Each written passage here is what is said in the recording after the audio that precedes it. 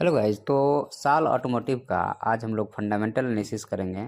उसके बाद business model analysis होगा और लास्ट में टेक्निकल एनालिसिस करेंगे।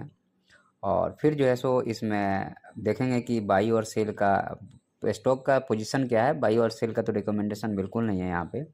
हाँ, ये ज़रूर आपको रहेगा टेक्निकल एनालिसिस के बाद में कि आप स्टॉक कैसे सिलेक्ट करेंगे या स्टॉक सिलेक्शन के क्या क्या मेथड्स होते हैं, जो कि आपको अगर एक बार इसको सीख लेते हैं तो आपको आने वाले समय में बहुत फ़ायदा होगा। तो चलिए हम लोग इसकी शुरुआत करते हैं। अगर हम लोग इसको देखते हैं तो देखिए सारा ऑटोमेटिव जो काम करता है, इसमें अभी करंट प्राइस जो चल रहा है वो 750 का चल रहा है और इसका मार्केट कैपिटल है 179 करोड़। इंटरप्राइजेज वैल्यू 202 का है, मतलब मार्केट कैपिटल से इंटरप्राइजेज वैल्यू ज़्यादा है। इसका मतलब है कि कंपनी के ऊपर कर्जा चल रहा है। ठीक है, तो इस चीज़ को ध्यान रखिए, कंपनी के ऊपर कर्जा चल रहा है। तो कर्जा कितना का है? तो डेप्ट है 36 करोड़ का और फ्री कैश है 13 करोड़ का। मतलब यहाँ पे यह है कि कंपनी डेप्ट लेकर के फ्री कैश दिखाने की कोशिश यहाँ पे कर रही है। फेस वैल्यू 10 का है, पी 20 से 30 के बीच में ना, ठीक है। पी भी थोड़ा सा कम है। उसके बाद में नंबर ऑफ शेयर जो है सो यहाँ पे 0.24 करोड़ है। डेप्ट हम लोगों ने डिस्कस कर लिया। अर्निंग पर शेयर 20 का है, आरओई 14 का है, आरओसी 13.78 का है। अब यहाँ पे एक बात ये आती है कि प्रोमोटर होल्डिंग बहुत अच्छा है और पब्लिक 20% है और डीआईआई 4.44% है।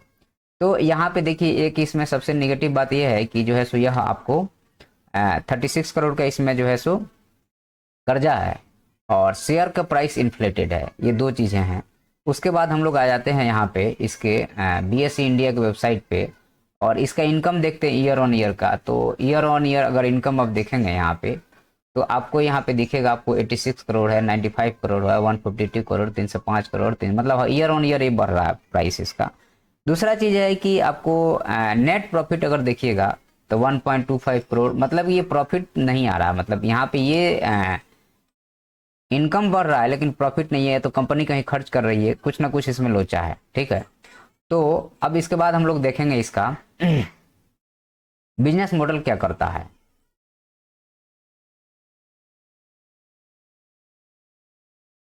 तो कंपनी का बिजनेस मॉडल अगर एनालिसिस करते हैं तो कंपनी देखिए यहाँ पे ट्रैक्टर की सीट बनाती है और साथ में जो है सो रेलवे और बसेस की सीट बनाती है। तो कंपनी जो है सो यहाँ पे सीट कवर या और सीट बना रही है।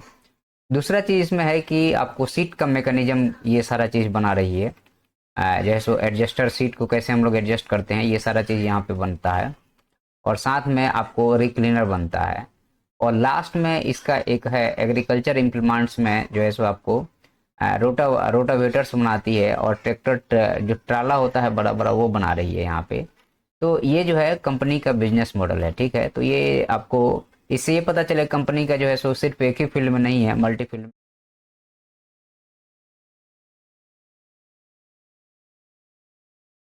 टेक्निकल एनालिसिस करते हैं तो चार्ट पे अगर हम आते हैं तो देखिए चार्ट पे प्राइस जो है सो 100 रुपये के समथिंग नीचे है और ऊपर जो है सो 800 के समथिंग है। और इसमें आपको एक्चुअल चार्ट जो है सो कुछ ऐसा बन रहा है। तो इसके लिए हमें 2 मिनट आपसे ये टाइम लेना पड़ेगा और थोड़ा सा प्राइस के बिहेवियर को समझना पड़ेगा, समझाना पड़ेगा कि प्राइस साइकिल होता क्या है। मान लीजिए ये प्राइस ऊपर इन्फ्लेट किया, फिर एक बार नीचे सपोर्ट लेने आता है, फिर एक बार इन्फ्लेट करेगा, फिर नीचे सपोर्ट लेने आएगा। एग्जैक्ट ऐसा नहीं होगा, थोड़ा ऊपर नीचे चलेगा, फिर एक बार इन्फ्लेट किया, फिर नीचे आया, फिर इन्फ्लेट किया, फिर नीचे आया। अब यहाँ पे प्राइस जो है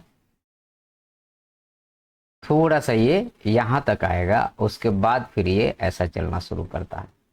तो ये प्राइस का बिहेवियर है। तो आपको बाई कहाँ करना चाहिए? तो बाई आपको इस जगह करना चाहिए। नेक्स्ट बाई जो है सो आपको इस जगह करना चाहिए और अगेन नेक्स्ट बाई जो है आपको इस जगह। यहाँ पे ना भी करे तो चलेगा, लेकिन ये दो पोजीशन और ये यहाँ पे मेजर बाई होनी चाहिए। तो इस हिसाब से ये स्टॉक में कहाँ पे बाई बनता है?